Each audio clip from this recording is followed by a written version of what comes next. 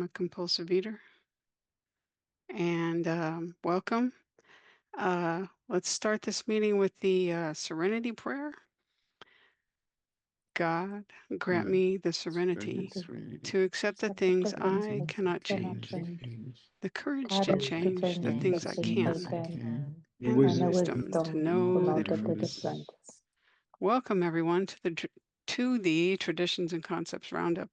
We are here to get better acquainted with the traditions and concepts of Alcoholics Anonymous, which are the backbone of our service structure. We want all the World Service Conference delegates to be up to speed on these core elements of how we do what we do based on the experience, strength, and hope of our presenters and the questions posed by attendees today. Today, we have asked 4 people well-versed in traditions and concepts to take one concept and one tradition and share about each for 5 minutes. We have asked that they tell a story, since that's the way we learn best in our program, one member sharing with another. After tradition 1 is discussed, we will pause and ask if anyone has a question about it. There will be 5 minutes for questions on each of the 8 topics presented today. We know that 90 minutes is not enough time for an in-depth understanding, but we hope it is a good beginning or a continuation based on your own experience, strength, and hope. Are there any GreySheeters Anonymous announcements? Grania. Hey, Linda and everybody. I'm Grania Compulsive Eater. I'm a member of the Structure Committee, of which Linda is our chair. And we have a survey out right now to find out people's opinion of our current requirement that groups which wish to register with World Services and list their meetings on our website use only conference-approved literature in their meetings. If you have an opinion on that, we'd love to hear it, and you can fill it out, the one-question survey, by going to the homepage, GreySheet.org. Thanks. Thank you, Grania. All right. Joey, would you mind posting the 7th tradition stuff? We are self-supporting through our own contributions. Your presence here is worth more than your money, but if you can donate, please do so. You can text the letters NMW to 44321 if you are in the United States, or go to the GreySheet.org/donate/donate website, and in the comments, if you don't mind, add traditions and concepts, so we know you were here and this is why you want to give, because we're so awesome. So our timer today is George. Thank you, George. He will give you a 1-minute warning, and when he says time, please acknowledge you heard him and wrap it up quickly. Our first speaker is Anya. She will speak on tradition 1 for 5 minutes, and then we'll have questions and answers for 5 minutes after her presentation. Anya, please go ahead. Thank you. Good morning, everyone. So I'm very honored to speak about tradition 1 and concept 1. So starting first with the tradition 1, I probably want to step back for a moment and kind of look at what is a tradition and why we even need them. And when I was always looked at this, everyone usually is familiar with the steps, but then you obviously have tradition and concept. So the way I kind of look at them, or at least even some people have been referencing, the steps is about your own personal growth. What are the things you kind of look at yourself?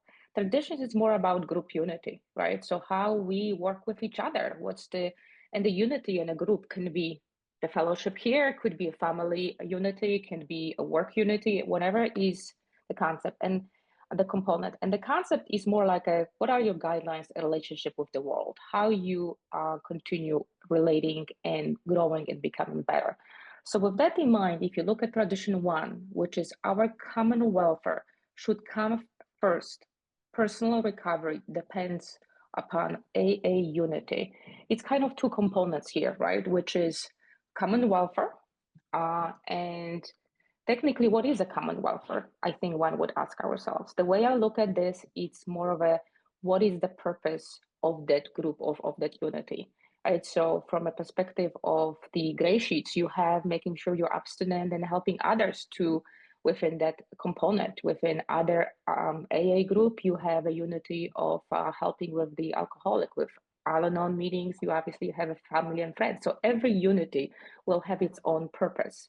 So from that perspective, the Commonwealth is making sure, and you are very true to this particular purpose.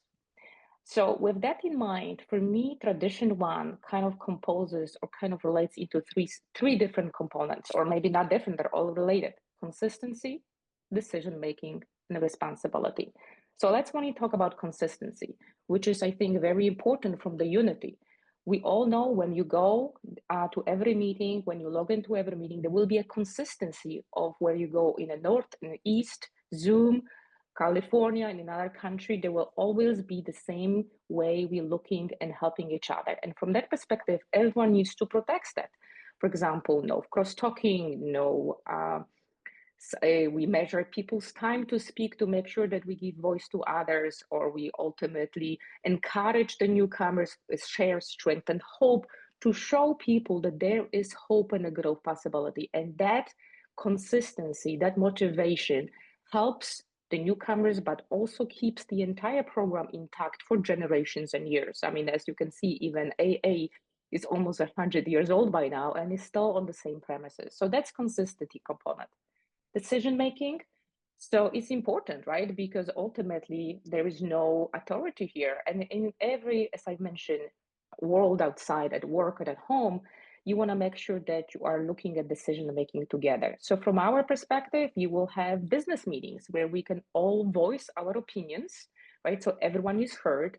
And as a group conscious, we make a decision. And that becomes an important component that everyone is heard, but ultimately we make decisions that are better for the whole unity as a whole. Again, making sure that unity and consistency is supporting the unity as a whole of the organization. And you can apply the same thing in your personal life, right? Many times, instead of two parents are talking separately and deciding, you know, I had my kids come sometimes to me, sometimes come to my husband to make decisions. Here is a family unity. Parents can talk together and say, this is our joint decision, and then relate it to the kids. So that's the decision making. And the final aspect, responsibility, right? So at the end of the day, we have our own responsibility for our own life, our own behavior, without almost living and having the responsibility of others, because it's important that we do what we can do as a person and living and not kind of living other people's life. And most importantly, I can speak for myself. I am responsible for my own growth, my own recovery, my own strength, without being dependent on someone else. But the same way, I know I cannot control others and live their life and tell them what to do. So, and with that in mind, you will have the unity and you will continue having a very healthy group, as I mentioned, in here or any other place that you can imagine and apply this to. I don't know how much time I have. I wasn't measuring, but I would 30 say, seconds. perfect. I just ended my aspect of tradition one. Thank you. Thank you, Anya. That was great. So now we'll have a few minutes, up to 5 minutes of questions. Does anyone have a question on tradition one? And Joey, did you post the tradition? Yes, you did. Thank you so much. Any questions? Oh, Marisa, go ahead.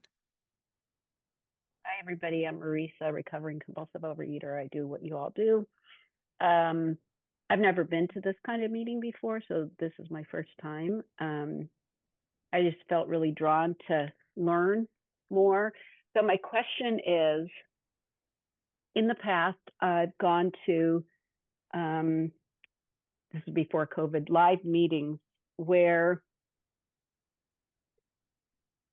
you know, the things that we talk about, you know, that is consistent in our GreySheet meetings was not taking place.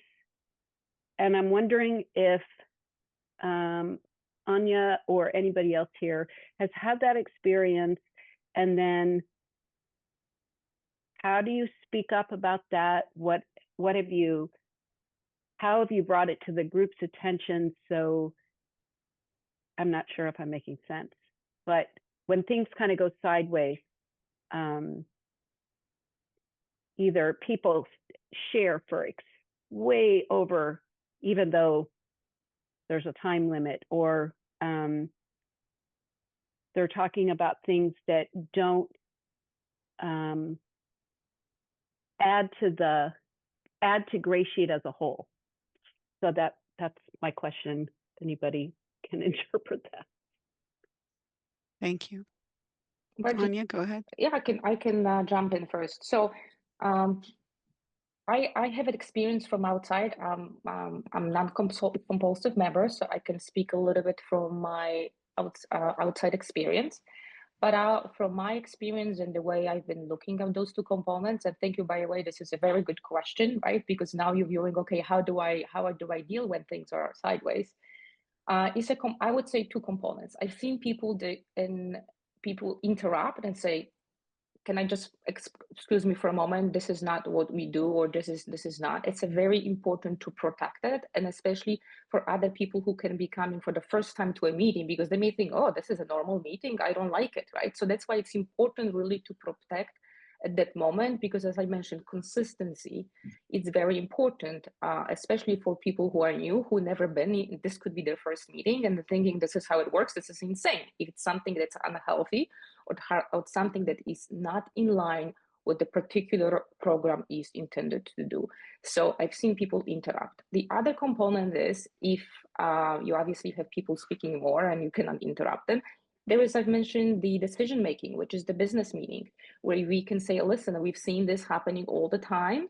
As a group, let's decide how we can make certain rules going forward. For example, some people were saying, yes, sweetie, oh, I love you. This was very great, honey. So instead of using the word honey and sweet, which some people will feel offended, we had a discussion at the business meeting, how to address people from that perspective. So those are the two components I've experienced in my life. Again, at the moment, interrupt, and or also have business meeting discussions to make changes that then will be posted and announced at every meeting, or even including making changes to the script so everyone gets reminded every time.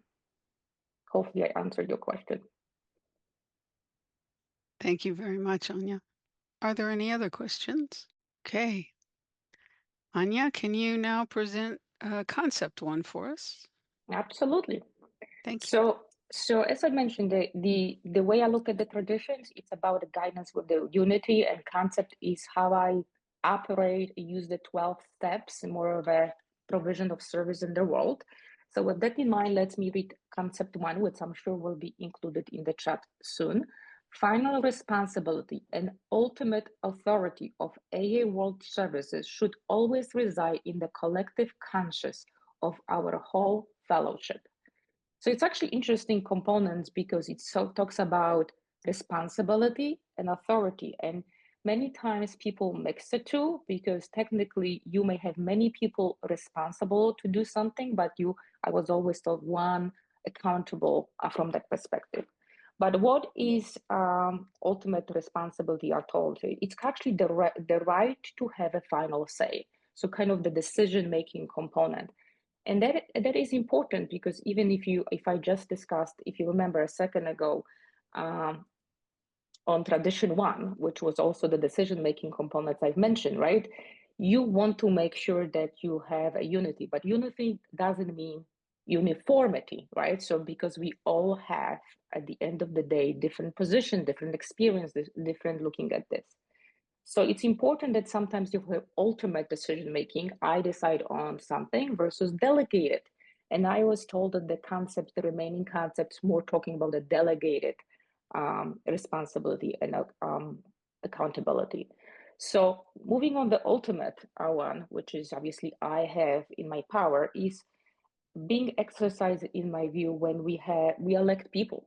Right, we elect the board members, like I was elected along with some of the peers on the call, and those are elected members can speak on behalf of the entire organization. But ultimately, we have to keep them informed so they can also be informed of what's happening, what is the voice, what is the feedback, to be able to adjust and represent accordingly. And ultimately, we trust them to do their job correctly. And most importantly, that this loving authority or the responsibility that are being given to those people in charge in a way, but no one is really in charge here, right? We all equal. It's exercise, or the service, I would rather say, I think that's probably a better way, is exercise in a loving care, in a wisdom, and a balanced way. Balance is a very important component. And that's why we have the group meeting, right? We ultimately making sure that we have responsibility of ourselves and ultimately making sure that others behave. I was looking a little bit on some of the AA literature, and I really like that AA group are to be final authority. Their leaders are to be trusted with delegated responsibility only. So as I mentioned, when you get delegated, you know, this is what the committee is: communication committee or archive committee, or a particular committee related to a communication. Ultimately, that is a delegated component is being asked for, and people ultimately are behaving or addressing what is within the space that was given to the most loving and caring component, to make sure that we have a collective conscious in the entire community that's all helping each other towards a common goal, which, as I mentioned, very much related with the tradition number 1 as well. And with that in mind, I will stop sharing on actually one more point, because originally concept 1 was rooted in tradition 2 also, which is for our group purpose. There is but one ultimate authority, a living God, a loving God, not my living, the loving God that he may express himself in a group conscience. Our leaders are but trusted servants, they do not govern. Thank you. Thank you very much, Anya. Does anyone have questions on concept 1? We have up to 5 minutes. Maggie, go ahead. Good morning. Thank you, Anya. That was wonderful. Really appreciate it. My name is Maggie. I am a compulsive overeater. I do what you all do. And I was just wondering, I hear we talk a lot about the upside down triangle of GreySheet and about the collective conscience of the whole fellowship. And I wonder if you could put into perspective, from your perspective, what the upside down triangle means to you. Thank you. That's a great question. Am I unmuted? Unmuted. Okay, I'm unmuted, double checking. So it's normally, right? And this is a very important component, because Bill Wilson definitely have different way, right? Looking at an authority and this, and normally you will have the top, right? Things starting from the bottom, and at the top you have authority, where technically you have the upside down triangle with all the 12 fellowships. So the way I look at this, right, at the end of the day, we all on this together, right? And also you will see that technically the authority responsibility, how you run a meeting, right, starts also, and it's given as an authority and responsibility to all the groups, right? That's why at every meeting you will have different groups. Some of them start with the serenity prayer, some of them end and start with serenity prayer. Some of them have a different scripts. Some of them have a different way of looking of what is included in the scripts or the different reading materials, right? So that becomes that your own group, and each of the groups that start technically are both foundational, right? If you think from a triangle at the bottom, but if you flip the triangle, will be all the way in the top. It starts with that most important component. All of us, as each group of the fellowship, has enough authority and responsibility to run their own meetings, as long as are there in a right perspective and in the right purpose and in guideline of the overall. And then from that perspective, you can go down, right? So from the groups, you go down to districts, then you go to assemblies, and then you end in the overall worldwide fellowships. Because at the end of the day, they're all being supported. What starts at the top is kind of like the root with the plants, right? You see the plant on the top, but then the roots are at the bottom, because ultimately it's all flourish and making sure. But on the other end, you want to flip the responsibility or information making. You do have some decisions or some responsibility that is being delegated all the way to the world services. And that's why our board meetings are meeting. And then most importantly, we vote at the world meetings to make sure in the world conferences, any decisions and changes in the proposal, because that's delegated and you want to make sure that everything is for the good of the entire fellowship. Awesome. Thank you so much. Thank you. Thank you both. Is there any other question on concept one? Joey. Hi, thank Linda. It's not actually a concept, but I just want to appreciate Anya for sharing on, you know, defining what a tradition and a concept is all about. You know, the tradition allows us to, you know, be a responsible person when it comes to our relationship with GreySheeters, and then the concepts allows us to be effective leaders of a whole wild fellowship, and how we respect the, like what you said. I like the fact that you said about the tradition to the ultimate authority, you know, lies on a power greater than ourselves, and you know, the collective wisdom. It all embodies it's just so boiled in together, you know, the concepts, concept one and concept tradition one. And so does it always, tradition two always goes to everything that we do, you know, the group conscience, the, you know, the ultimate authority. It just makes the leadership more structured, that we follow these concepts. It guides us. The concept guides us, that we follow the traditions to get into better decisions. And it's just, I'm just so amazed, you know, before I came into the you know, and in a fellowship where I did service in upper level, I have no idea what the concepts were, and I was so ashamed of myself that, oh my God, I don't deserve this because I don't even know what the concepts were. You know what? It took me 24 hours to drive from New York to Chicago. I have this one, you know, and I studied them, and I've learned that it's an ongoing thing that I needed to learn. I'm not gonna learn it, I'm still learning, and there's so many things that I needed to learn. I just want to say that. Thank you, Anya. My hands up to you. Thank you, Joey. Pat, I see your electronic hand up.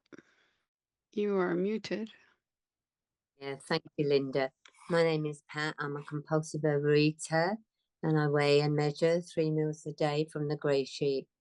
I write those meals down. I commit them to my sponsor. I don't eat in between meals, no matter what. And by God's grace, I've been abstinent since the 7th of January 2002. And Anya, I really enjoyed listening to your presentation, so thank you very much. The concern I have incorporates actually tradition one and concept one, and that's the difficulties we are experiencing in the fellowship, in that there's 70% of groups that do not have a GSR. And I'm just wondering, you know, where the application of tradition one and concept one might, I don't know, with your experience, would you have any experience in that area, please? That was my question. Thank you. I fortunately, I don't have experience and not familiar with the some of the challenges within the GreySheet situation. I don't know if Graham, would you able to help me out a little bit from a perspective of some background on some of the comments that was just made?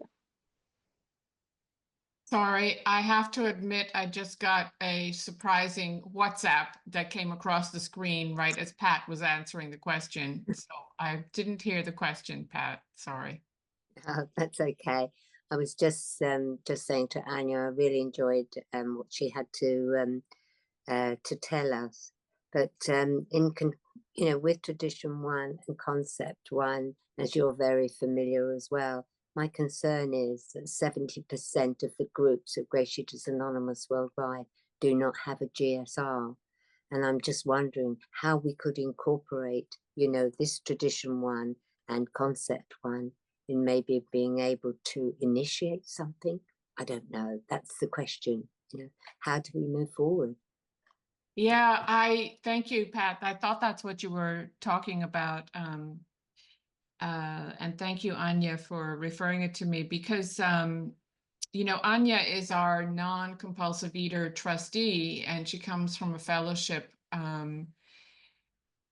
which I'm also a part of. And when I go to, and others here, I don't want to break anybody's anonymity, but other people here are also in that fellowship and have shared which meetings they recommend to go to. And I've been going to some of those meetings of that fellowship. And it's absolutely astounding how much energy and time they put into studying the traditions and concepts in regular meetings. Like everybody is hearing about them on a regular basis. And then also I recently started attending Debtors Anonymous meetings, and I've had the same experience there. There is a constant focus on world service, world service, world service, and everybody having a voice, everybody having a way to get involved. And just the assumption that you will get involved. It is your responsibility, is your opportunity.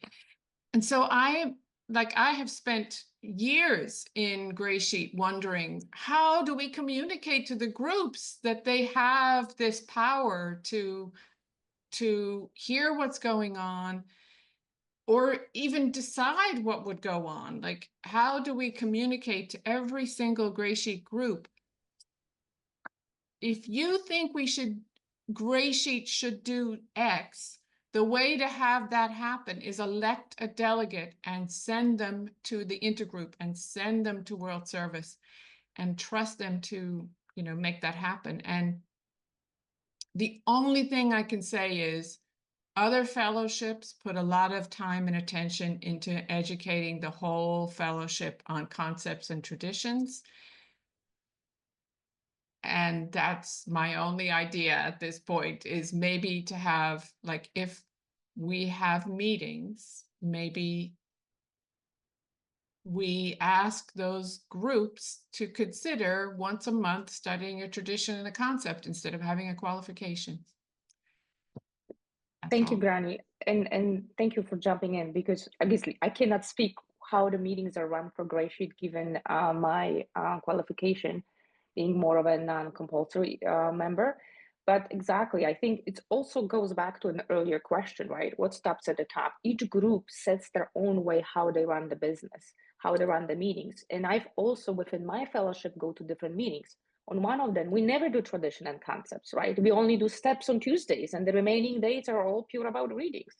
So no one really knows about concepts and steps. So I think from that perspective, it would be, you can really, what you learn and hear, I've learned from my own aspect, was ultimately where you start learning different aspects and the different needs. And I think when you start sharing and different topics, concept, traditions, steps, reading, other literature, ultimately will bring other people to learning that there is responsibility and expectation to do some of the service, and hopefully with that also in mind. So when we ask with this, as Granny said, maybe there are some recommendations for other groups to start incorporating learning traditions and concepts. But I know from experience, a lot of people like, what is this? I don't want to know. But over time, it opens people's hearts and ears, and at some point, like, oh, I know what it means finally. Thank you. I'm probably over time, but thank you. Thank you, Anya. So thank you very much for presenting Tradition 1 and Concept 1. We do need to move on. Let's see. Next is Grania, who will speak on Tradition 2. And George, if you could time 5 minutes, and then we will have questions after that for up to 5 minutes. So Grania, take it away. Thank you. Thank you, Linda. I'm Grania, compulsive eater. Weigh and measure 3 meals a day from the GreySheet. I turn them over to a qualified GreySheet food sponsor. I don't eat no matter what. My abstinence is the most important thing, and my abstinence date is September 16th, 1994. So thank you.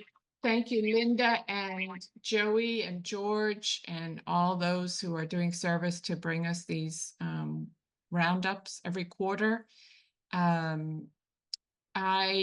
you've asked me to speak on my experience with the second tradition, which is for our group purpose, there is but one ultimate authority, a loving God, as he may express himself in our group conscience. Our leaders are but trusted servants, they do not govern.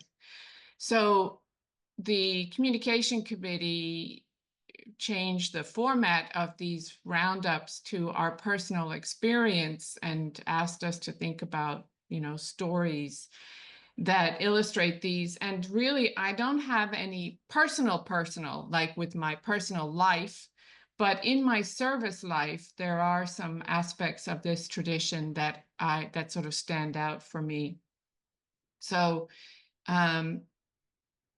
the group conscience. So there's a couple of things. One is that we have a group conscience. And it says in the content, the text that goes with this tradition, that a group conscience depends on a well-informed group gathering and considering the issue and everyone's input, especially those who disagree with the majority.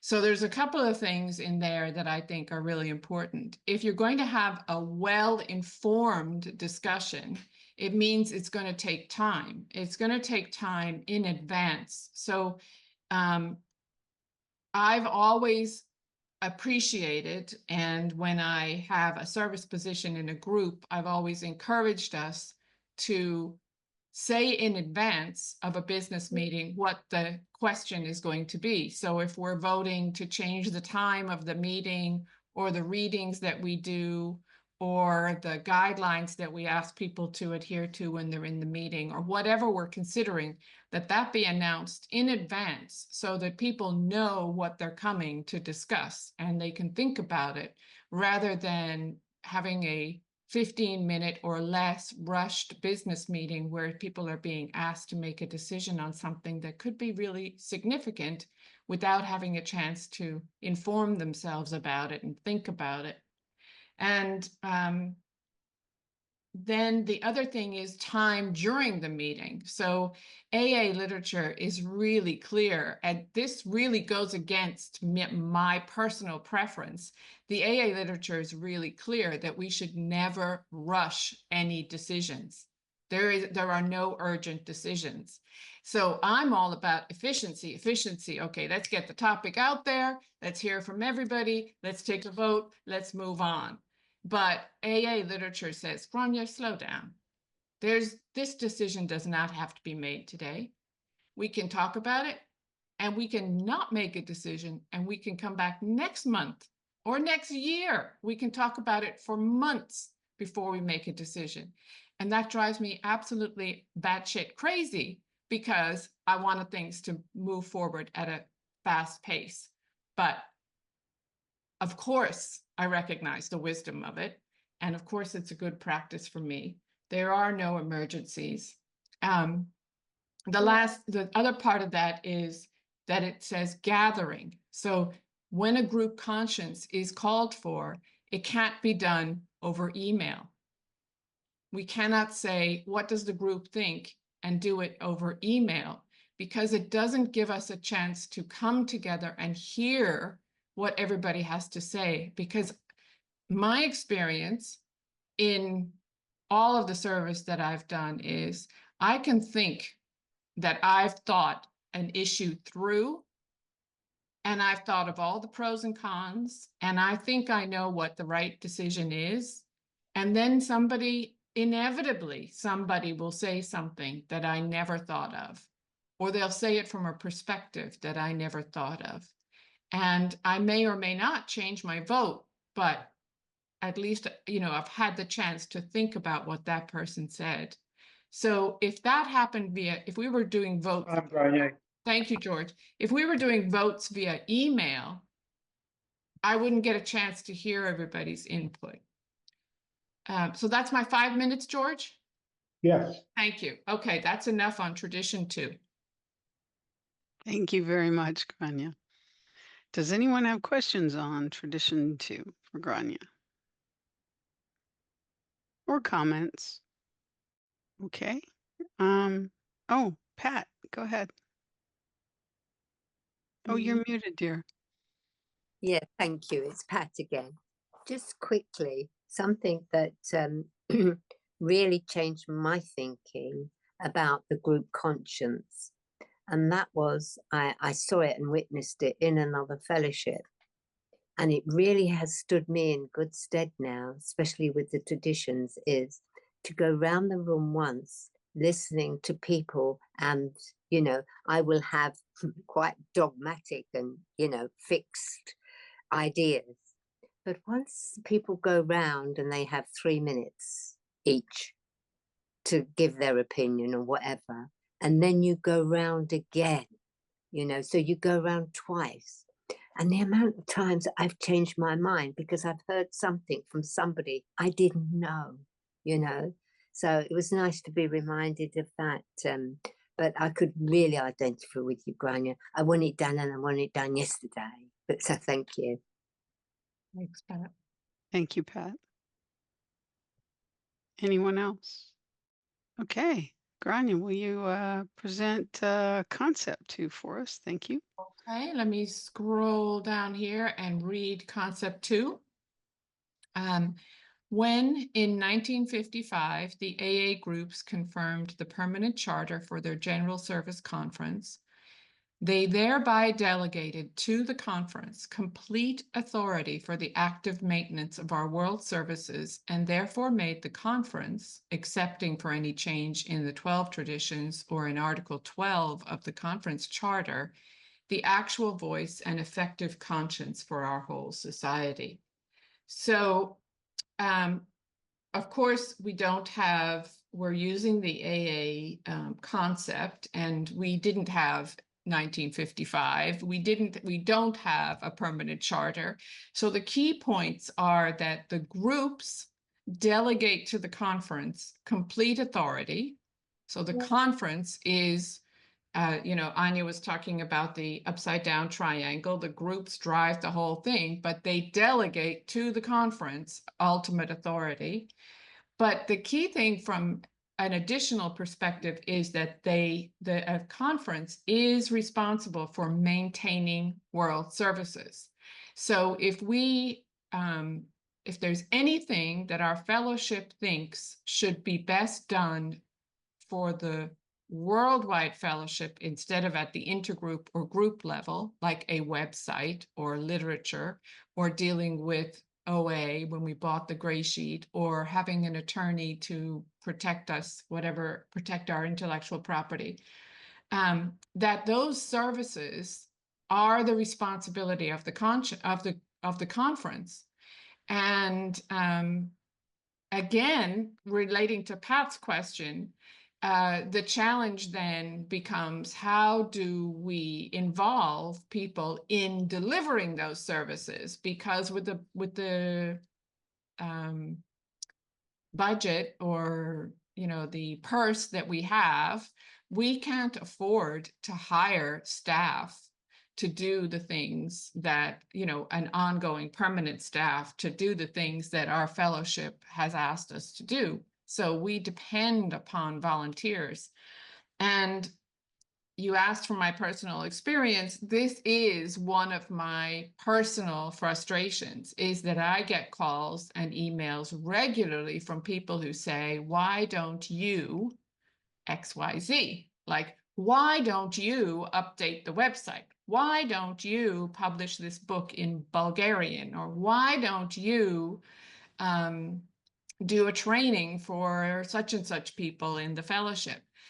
And, it's a great character development opportunity for me, because what I want to say is, why don't you? Because I'm just another member like you.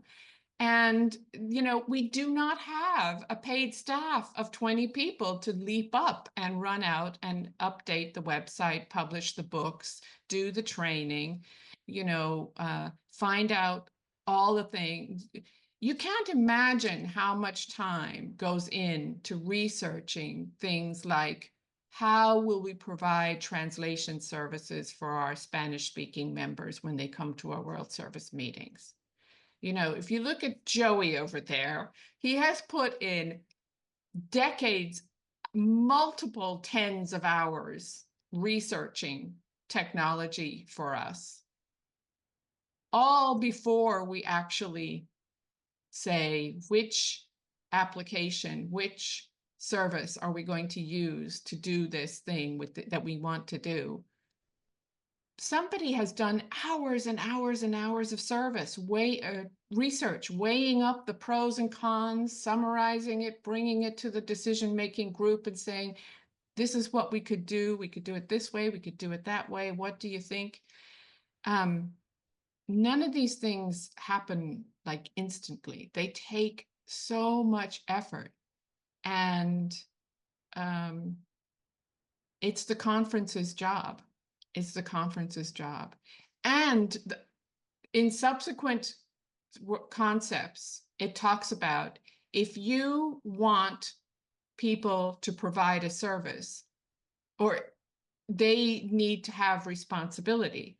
Well, I think the corollary goes, if you give people responsibility for making decisions, then they should step up and provide the service, is my personal opinion.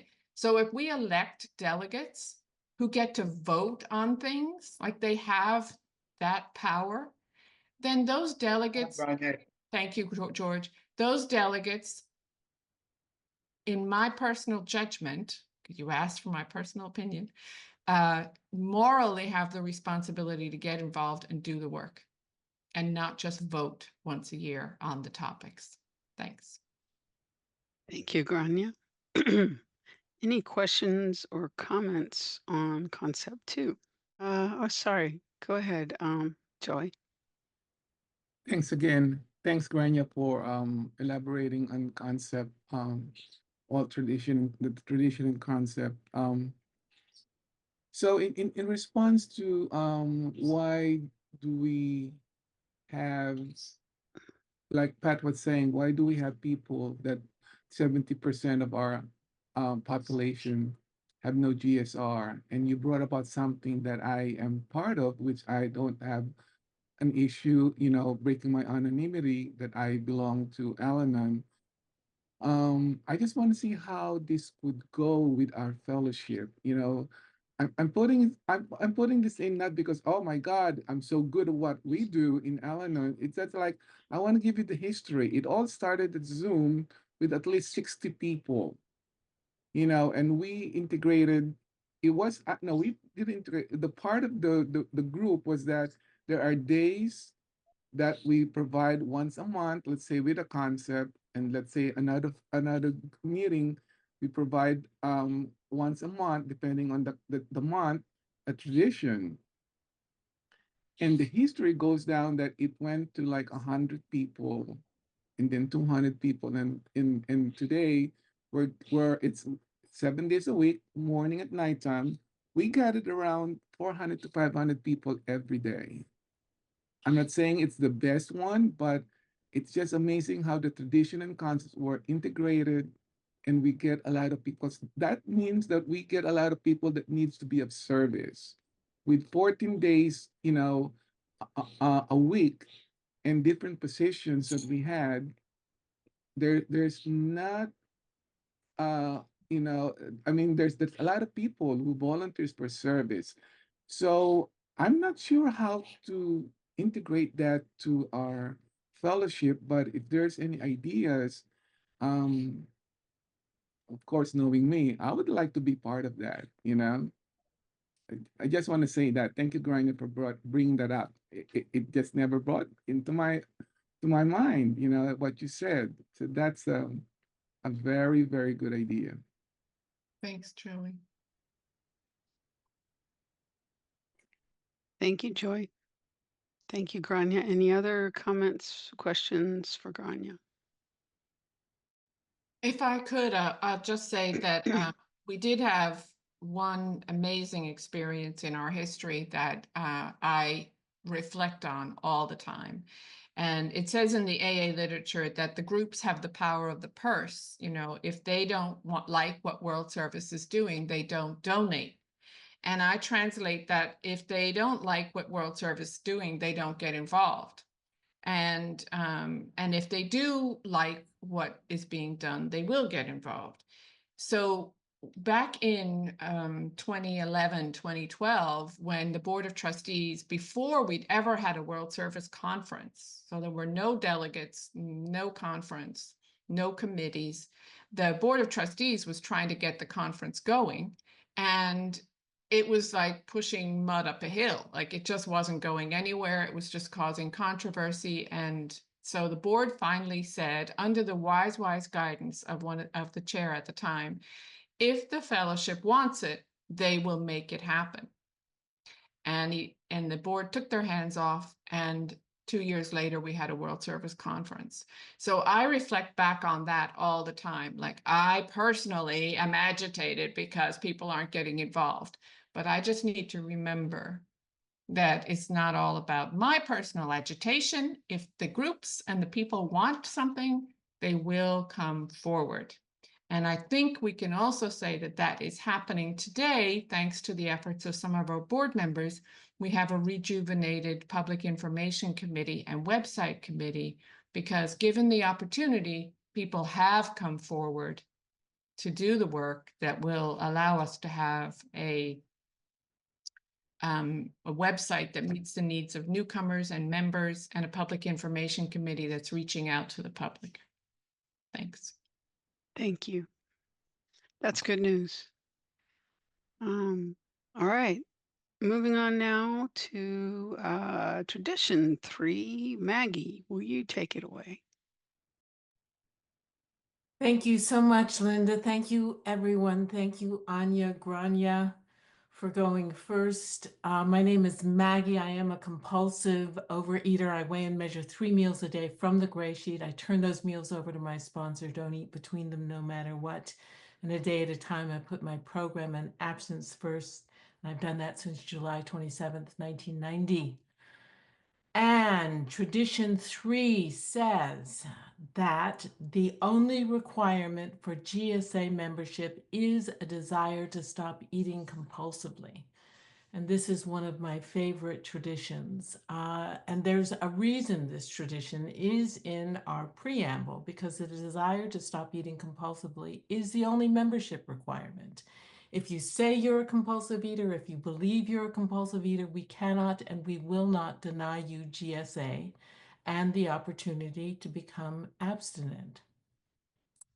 And here I need to say that because our program is so closely modeled on AA, it's worth looking into this little piece of AA's history. In the very early days of AA, every group did have membership rules, and eventually the list of rules about who could and could not be admitted into the fellowship became so long and so stringent that it would have been practically impossible for most alcoholics to ever join AA.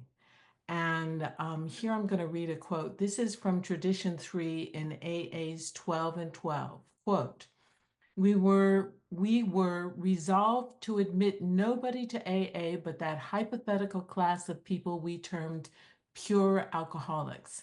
Except for their guzzling and the unfortunate results thereof, they could have no other complications. So, beggars, tramps, asylum inmates, prisoners, queers, plain crackpots, and fallen women were definitely out.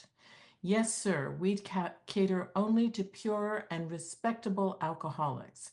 Any others would surely destroy us. End quote. However, AA did finally drop all its membership requirements except for this one. The only requirement for membership is the desire to stop drinking, because to take away any alcoholic's full chance of recovery was sometimes to pronounce a death sentence, and perhaps to condemn them to endless misery. So, who among us wants to pass judgment like that? Now, for me, this concept was tested in my very earliest days in the program in New York City 30 years ago, when my abstinence was very new, it was very fragile, and I lived in fear, if not terror, of losing it. And in the rooms at that time, there was a woman who visited the rooms off and on, as many people do, and moaned about her struggles and her desperation around the food, and then would proceed. The thing that happened was she would proceed to badmouth GreySheet abstinence, talking about how ridiculous and how harmful all the rules were. And she would get a few days of abstinence here and there, but then she would relapse over and over again, and all the while complaining loudly about the GreySheet and GreySheet abstinence. Now, as I say, I was early in my abstinence, and her relapses terrified me, and her complaints about the GreySheet made me absolutely crazy. And at the time, I really didn't understand the 12 steps or anything about the program. And I found her criticism of the GreySheet food plan destructive and counterproductive. And so I just didn't understand why none of the longtime members, who were the leaders of the group in my mind, didn't take her aside and ask her to stop or to leave. But these people just let her be and kept saying, keep coming back. Now, in the first year or two of my abstinence, I would have made a rule about how often a person could relapse. I would have made a rule about speaking negatively about the GreySheet food plan in meetings, because I was just as fearful and intolerant as those early old-timers in AA were. So, needless to say, relapse, bad-mouthing GreySheet, all of those things have happened since. However, for me now, I realize that we are all simply sick and suffering compulsive eaters, and when someone is struggling or negative, I am able to hold space for them, because this program and this tradition have taught me that the only requirement for membership is the Maggie. That's 5 minutes? Okay. Is the desire to stop eating compulsively. That's it. You don't have to get abstinent, be abstinent, stay abstinent, do abstinence, or even like abstinent. All you need to do is to have the desire to stop eating compulsively. And that's what I got on tradition 3. Thank you so much for that. Are there any questions? George, if you could time us 5 minutes. Are there any questions for Maggie or comments on tradition 3? Pat, go ahead. Oh, you're muted. Yeah, hi. My name is still Pat. I'm still a compulsive overeater. And Maggie, you know, it's only been this week. I was invited to a Zoom meeting of another fellowship, and there they were, smoking, vaping, and eating. And well, didn't that make me angry? And I came off of there, I listened to the share, and then I excused myself off the meeting. I thought, I'm never going there again. Do you know, I said to 2 people, talk about gossip, I said, that terrible meeting. They were vaping, they were smoking, they were eating, you know. And I was on my way to a shared platform last night, AA with Al-Anon participation, and the penny dropped. 40 years ago, I walked into the rooms of AA, pathetic alcoholic on a bottle of vodka a day and morbidly obese, smoking and doing everything else, you know. And there I am all these years later, you know, taking these people's inventory, you know. So I thought to myself, I'll go back to that meeting, I'll change them all. I'll have group conscience, and you mustn't smoke, and you mustn't eat, and you mustn't, you know. But I'm not, I'm powerless, absolutely powerless. So thank you for that, Maggie. Thank you. Thank you very much, Pat.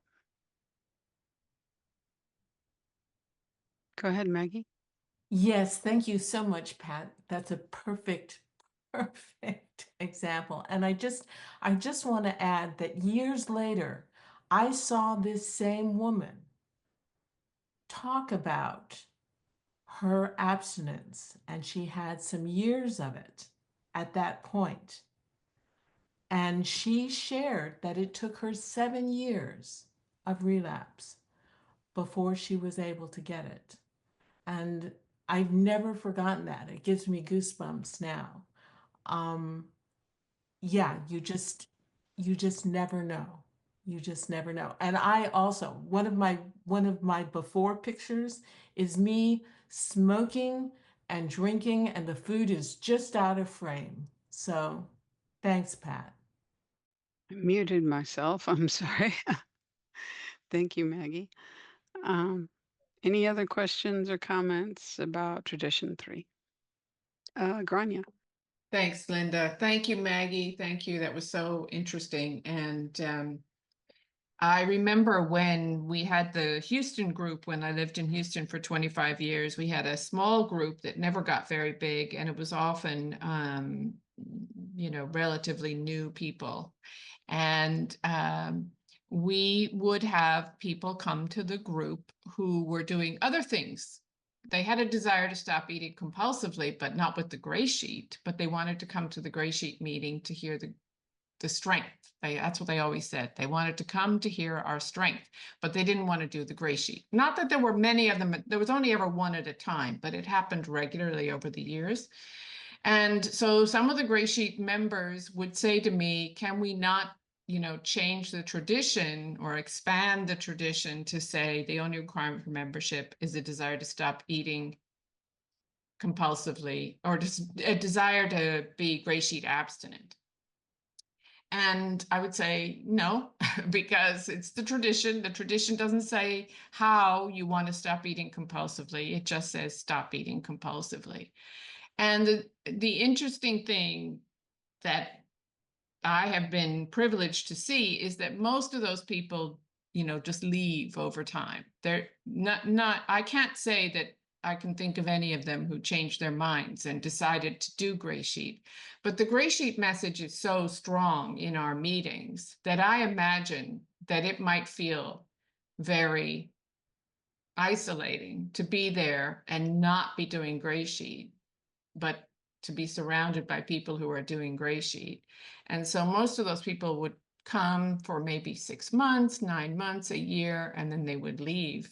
And I guess, we don't have to demand that they want to do the GreySheet. It works the way it is. Thanks. Thank you. Any other comments or questions? Okay. Maggie, can you present concept 3 for us now? And George, if you could time 5 minutes. Thank you. Thanks, Linda. Thanks, everyone. Really, really great, really inspiring. Okay, this is concept 3. To ensure effective leadership, we should endow each element of GSA, the conference, the World Services Board, and its service corporations, staffs, committees, and executives with a traditional right of decision.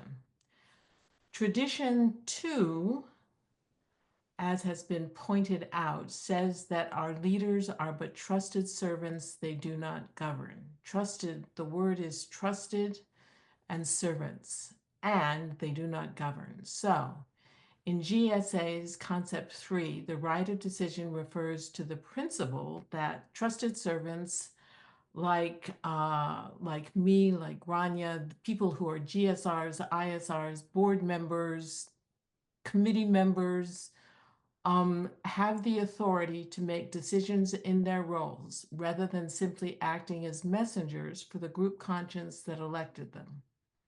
So to break this down, trusted servants are just that. They are trusted. We are not automatic order takers from our home groups. We are entrusted with making informed decisions rather than strictly following directives from those who elected us. This allows for the flexibility and personal judgment because a delegate, like me, for example, and as others have pointed out, you may hear new information in a meeting that changes your mind. The right of decision says that we have the right to use our best judgment rather than being bound to a pre-decided vote from our home group. And this one came clear for me when, back when I was a GSR, and I was the GSR delegate at the World Service Conference in 2022. And it was my responsibility as the GSR to go around and get my group's conscience on each of the 14 proposals that the World Service Conference was considering that year. So I went around, I held business meetings, I explained the proposals, I asked my group what their take on the proposal was, and I tallied up all the group consciences that I got and went off to the conference prepared to vote. Now, proposal 12 came up, and it was the proposal on the startup sponsor teams. And it wanted to put in an amendment that they wanted to make it the startup team sponsorship requirement was to be 1 year rather than 90 days. So my group had already supported this amendment based on this rationale, that those who have already served as startup sponsors reported that providing this service well requires some prior experience sponsoring. And also my own experience as a sponsor led me to agree both with the rationale and my own group that yes, a year's abstinence was better than 90 days for this particular position. But when it came to the vote, there was a minority opinion from someone in another country asking that the abstinence requirement be left at 90 days.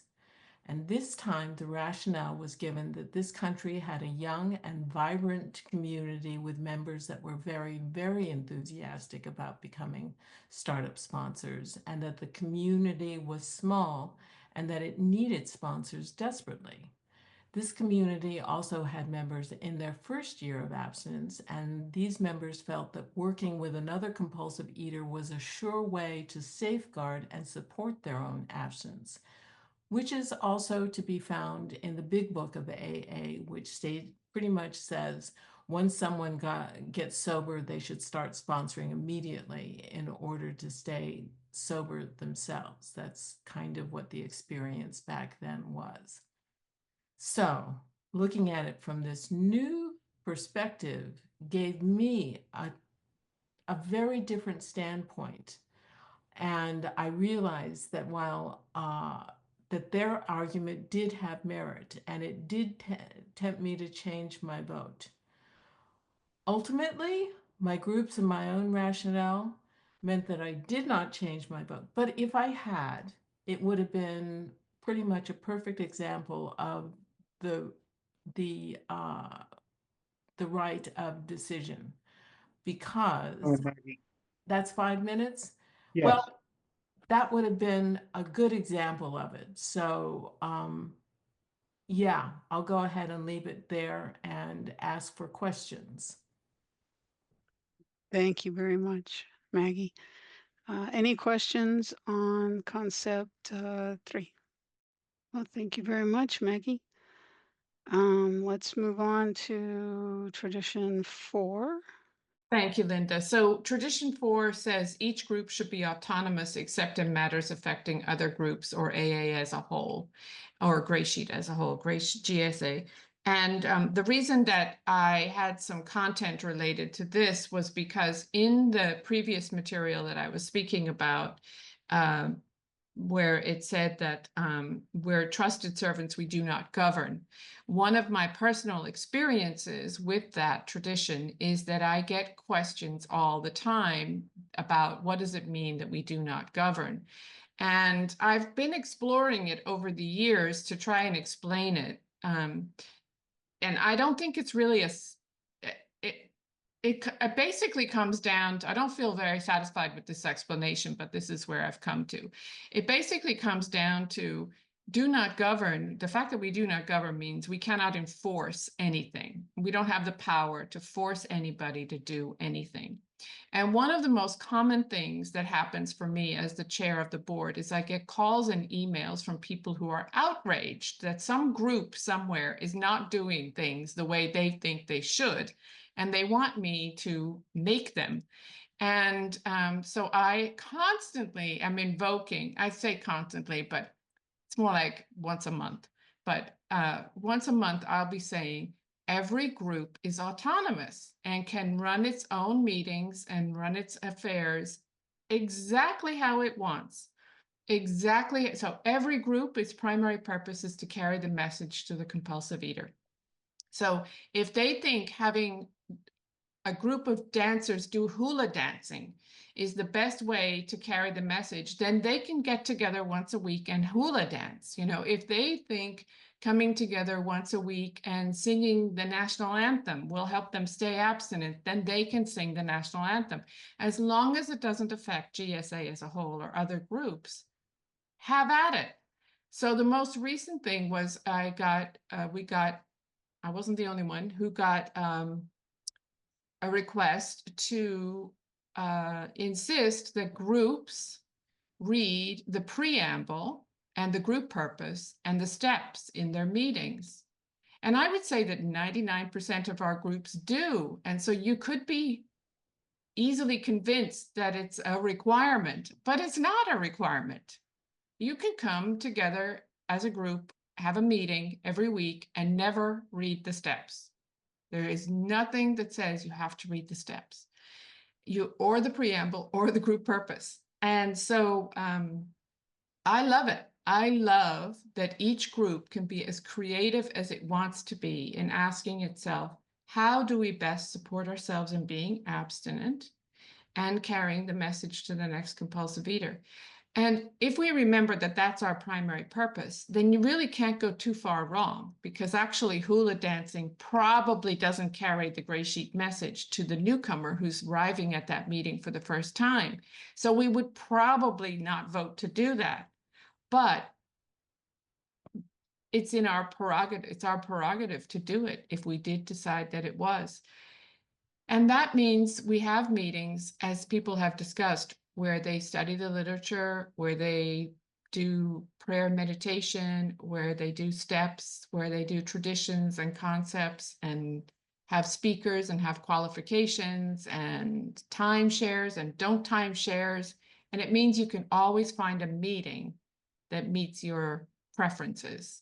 And that's part of the strength of our fellowship. Thanks. Thank you, Grania. We'll take questions and comments on tradition 4. Maggie. Oh, and George, please time 5 minutes. Thanks, Linda. Thank you so much, Grania. That was really helpful. And this is a comment. I just want to say that I have helped to start a new meeting, which meets, and it is an agnostic and atheist meeting. And we have a different preamble written by Bill W. And we have felt the freedom to follow our own drummer in terms of, and it is not, that would not necessarily be a lot of people's preference, but so far we have found it to be working very well for our particular group. And I, for one, am grateful that there is guidance as opposed to rules and regulations.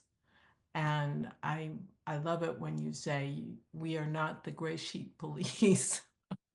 And that is, so I just wanted to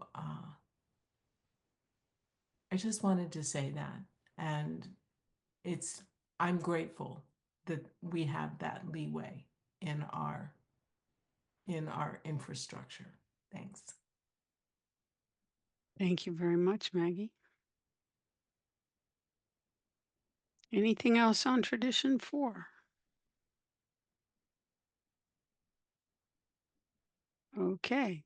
Joey, did you want to do concept 4? Okay, I'm gonna try my best. So concept you. 4.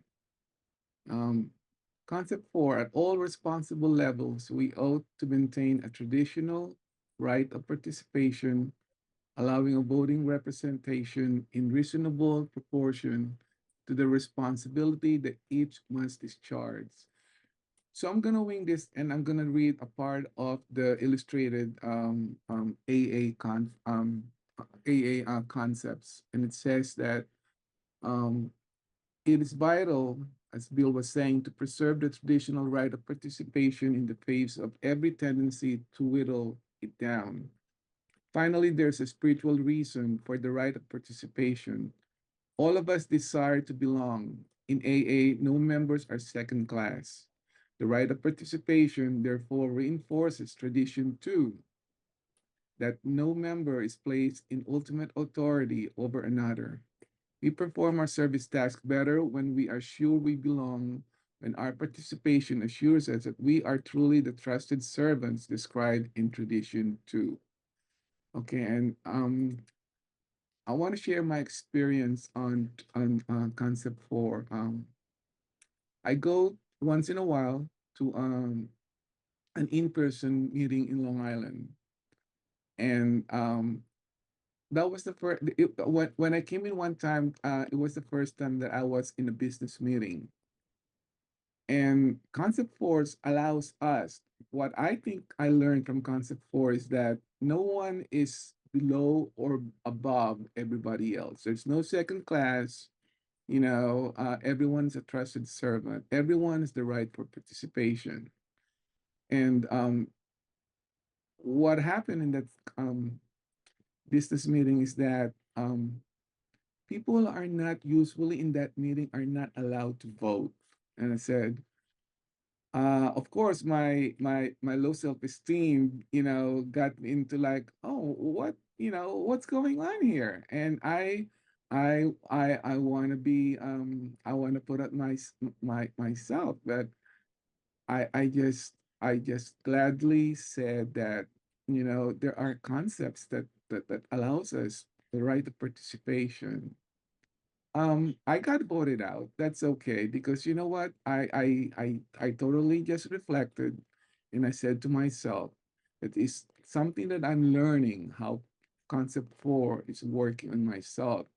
And if it's not the way that group is, I still want to go there, because there's a lot, there's a lot of, um, wonderful wisdoms that I could hear when it comes to an in-person meeting. And don't get me wrong, I love Zoom meetings. It's just like I'm so blessed, that in New York, especially Long Island, we have meetings that are still thriving and still going on strong. But that was something that I learned, and it was brought up a couple of times. I was asked a couple of times, and I still firmly believe that, every person in that particular meeting, in any kind of meeting, when it comes, especially when it comes to business meetings, everyone has the right to participate, put on their vote, in those things. But like what Brian had said, tradition 4, its group is autonomous. And if I don't like what's going on, then I should reflect on why I don't like it. Maybe it's not the group. Maybe it's something that's, I'm saying that it boils down to, what am I looking at? What's my part of that emotion that I'm feeling? But it's black and white. It's there, right to participation, and I've seen it in all conference. Well, I don't have a lot of conference that I joined. There was like 2 or 3 conferences that I joined, but I see it in the conferences. I see it in the business meetings. I see it in my other fellowships. Everyone has the right to vote. Everyone has the right to participate. So that's my take on concept 4. And I don't know whether that's right or wrong, but I know there's something there, the reason why we put on that concept 4. Thank you. Thank you, Joy. Any questions or comments for Joy? Grania. Thank you, Linda. I love this one. Thank you so much, Joey. For me, I feel like GreySheet World Services did a fantastic job putting this concept into effect. And I think some of the people here today were involved in that. And that is the creation of the delegate role of specialist. When we had members in our fellowship who were doing valuable services for World Services, but who were not traditional delegates. They weren't GSRs, ISRs, or board members. They got no vote in the conference, and yet they had a responsibility, whether it was to edit literature or publish service matters or manage the phone list. And so some of you were involved with creating the idea of let's have a new class of delegate called specialist. And so those people who do these valuable services for us have the opportunity to come to the conference and have an equal vote with people who are being GSRs, ISRs, and trustees. And I'm so proud of us for doing that. It was such a great move because we have these people who don't have the time or willingness, or maybe they recognize they don't have the ability to be GSR, ISR, or trustee, but they do want to do something really important for us. And they should have the opportunity to vote, and now they do. And I love it. So thank you. That's my 2 cents on concept 4. Thank you, Grania.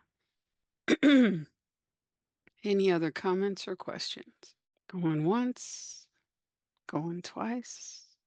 Everybody did a great job. So glad you all came and presented to us. And so I think we will close early. Last chance. Okay, we'll close. Linda, Go ahead. I'd just like to say that over the years, I've seen many times the traditions broken, but often it's by accident. The person doesn't know that they're doing it. I've only ever twice seen it done deliberately. And the person said, and because it was the same person both times, I know I'm breaking the traditions. And yet she still went ahead and did it anyway. But there was nothing we can do about it. But yeah, so thank you all. This is my first attendance here, and I've learned a lot. So thank you all. Thank you, Pat. Thank you. Katie. I'm Katie. I'm a compulsive eater. I weigh and measure only 3 meals per day, only from foods listed on the GreySheet. I commit me to my sponsor. I don't eat in between, no matter what. And abstinence is the most important thing in my life today, and it's by God's grace that I'm abstinent today. And I just want to thank all you guys who did all this work to put this together, because I have learned so much, and I am so grateful for all the experience that you've shared, because you've been through so many more things than I have when it comes to organizing and running, doing different things and a lot of service. So anyway, I'm just grateful. I wanted to thank everybody for everything they did to make this possible. Thank you, Katie. Joy? Hi, Linda. Just a quick announcement. Next month would be our Communities Connecting. That would be March 9, the second Sunday. We're going to have the archives, the finance, the communication, and the conference to talk about what's happening in their committees. Thank you.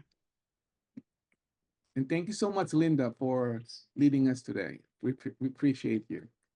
Thank you. Thank you. Easy job. No problem. Maggie. I just want to give a shout out for Joey and Grania for On the Fly. These are not easy to do, and just kudos to you for jumping in there. Way to go. Yes. Thank you so much. All right, y'all. Let's close with the Serenity Prayer. Thank you for joining this rapid fire presentation of the first 4 traditions and concepts. We hope you'll join us for the next time, which will cover traditions and concepts 5 through 8. And I am not sure, Joey, is that May 18th of 25? That will be the last, the third, because it's a holiday on the 31st in the US, so that will be the third Sunday in May. Okay. At 1 o'clock Eastern Time, same Mhm. bat channel, same bat time. Let's close with the we version of the Serenity Prayer. God, grant God, us the Grant us serenity the serenity to accept the accept the things things we cannot change, courage to change the things we can, can, and the wisdom to know the difference. Thank you all so much